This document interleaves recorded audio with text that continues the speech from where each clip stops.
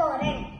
பச்சிலைகள் அம்புக்கோட்டுப்படி சுழலும் போது A, B வாளிகளுக்கு நிகழக்கூடியது யாது? 4 பச்சிலைகள் ஒன்றாடைந்திருக்கு.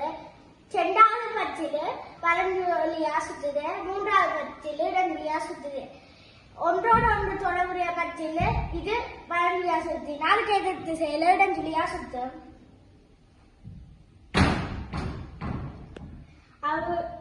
இது இடம் வழியா சுத்தினால் வலது வழியா சுத்தும்.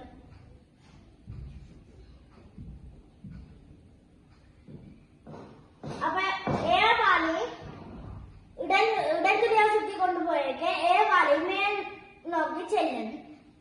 பி வாளி வலதுவழியா சுத்தி கொண்டு போயிருக்க கீழே பாய்ந்து பாய்ந்து கீழ் நோக்கி செல்லும். இப்ப உங்களுக்கு என்ன விடனா ஏ மேல் நோக்கியும் பி கீழ் நோக்கியும் செல்லும்.